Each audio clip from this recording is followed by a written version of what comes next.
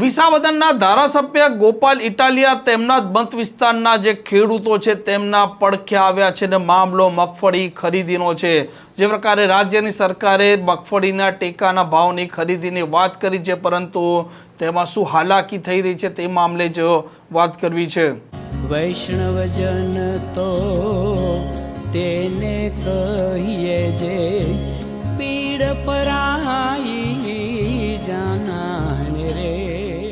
નમસ્કાર, આપ જોઈ રહ્યા છો નવજીવન ન્યૂઝ અને હું છું આપની સાથે તોફિક ગાંચી। રાજ્યની સરકારે ખેડૂતો પાસેથી મગફળી ખરીદવા માટે ટેકાના ભાવની વાત કરી છે, જાહેરાત કરી છે અને તે મામલે તેમણે રજીસ્ટ્રેશન પ્રક્રિયા પણ આરંભી છે અને સેટેલાઇટથી સર્વેની પ્રક્રિયા પણ ચાલુ થઈ રહી છે। પરંતુ વિસાવદરના જે ખેડૂતો છે, આ ખેડૂતોને જે પ્રકારે જમીનમાં મગફળીનું વાવેતર થયું છે અને સેટેલાઇટથી જે પ્રકારનો સર્વે થઈ રહ્યો છે તે મામલે જે હાલાકી પડી રહી છે તે હાલાકીને લઈને જ આજ વિસાવદરના ધારાસભ્ય ગોપાલ ઇટાલિયા હવે તેમની વહારે આવ્યા છે અને તેમણે ખેતીવાડી અધિકારીને રજૂઆત પણ કરી છે। આજે જુનાગઢ જિલ્લા પંચાયત ખાતે આવી જિલ્લા ખેતીવાડી અધિકારી શ્રી ભટ્ટ સાહેબની આજે રૂબરૂ મુલાકાત લીધી। સમગ્ર જુનાગઢ જિલ્લામાં ડિજિટલ ક્રોપ સર્વે એટલે કે ખેડૂતોએ પોતાના ખેતરમાં મગફળી એટલે કે માંડવી વાવી છે, એનું ટેકાના ભાવે રજીસ્ટ્રેશન કરાવેલ છે અને આ રજીસ્ટ્રેશન કરાવ્યા બાદ સરકાર તરફથી સેટેલાઇટ દ્વારા સર્વે કરી ખેડૂતોએ જે પાકનું રજીસ્ટ્રેશન કરાવ્યું છે એ જ પાકનું વાવેતર કરેલ છે કે કેમ એનો એક ડિજિટલ ક્રોપ સર્વે થાય છે। આખા જુનાગઢ જિલ્લાના લગભગ તમામ તાલુકામાં અનેક ખેડૂતોને એવા મેસેજ આવ્યા છે કે તમે જે રજીસ્ટ્રેશન કરાવ્યું છે એ પ્રકારનો પાક તમારા ખેતરમાં ઉપલબ્ધ નથી, એટલે કે મગફળીનું રજીસ્ટ્રેશન કરાવ્યું હોય તો મગફળી તમારા ખેતરમાં સેટેલાઇટમાં નથી દેખાતી। આવા પ્રકારનો પ્રોબ્લેમ આવ્યો છે।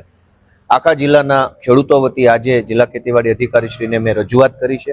ગાંધીનગરના પણ જે અધિકારીઓ છે એમને ફોન કર્યો છે। આ બાબતે એમના તરફથી એવું સૂચન આપવામાં આવ્યું છે કે જે ગ્રામ સેવકો છે ગામડાના એને સૂચના સરકારી તંત્ર તરફથી આપી છે કે જે ખેડૂતોને ટેકાના ભાવના રજીસ્ટ્રેશનમાં સેટેલાઇટ સર્વેમાં મેસેજ આવ્યા છે એ તમામ ખેડૂતો વતી એક અરજી આપી અને ગ્રામ સેવકને આપવાથી ગ્રામ સેવક છે એ સ્થળ ઉપર જઈને ખેતર ઉપર જઈને ગામ દીઠ જે ખેડૂતોના પ્રશ્ન આવ્યો છે એનું નિરાકરણ આવનારા 2-3 દિવસમાં કરી નાખશે। તો આ પ્રકારનું એમણે કામગીરીનું મને માહિતી આપી છે। આપણે આશા રાખી અને બધાને હું વિનંતી કરું છું કે ગામના ગામ સેવક જે હોય એને આ જવાબદારી સોંપવામાં આવી છે જિલ્લા વહીવટી તંત્ર દ્વારા। ગામ સેવકોને એક લેખિતમાં સામાન્ય સિમ્પલ અરજી આપવાની રહેશે કે આવા પ્રકારનો ફેરફાર અમારા ખાતામાં બતાવે છે, આવો મેસેજ બતાવે છે, તો એ આધારે ગ્રામ સેવક રૂબરૂ જઈ અને કરી શકશે। આ સિવાય ખેડૂતો પોતે પણ કરી શકે એ માટેની એક એપ્લિકેશન છે, જેમની પાસે એન્ડ્રોઈડ મોબાઈલ હોય અને ઇન્ટરનેટ આવતું હોય અને જેમને ફાવતું હોય એ લોકો પોતે પણ કરી શકે છે। આમ ગોપાલ ઇટાલિયા જે પ્રકારે આ ખેડૂતોની મગફળી તેમના ખેતરમાં છે, જે પ્રકારનો સર્વે થઈ રહ્યો છે સેટેલાઇટથી અને તેમાં જે પ્રકારની હાલાકી છે, હાલાકી ન માત્ર વિસાવદરના ખેડૂતોને છે પરંતુ ગુજરાતના અલગ અલગ જે ખેડૂતો છે તેઓને પણ આ પ્રકારની હાલાકી છે અને ઘણાના રજીસ્ટ્રેશન પણ આ મામલે રદ પણ થયા છે।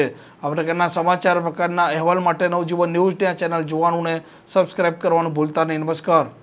વૈષ્ણવજન તો તેને કહીએ જે પીડ પરાઈ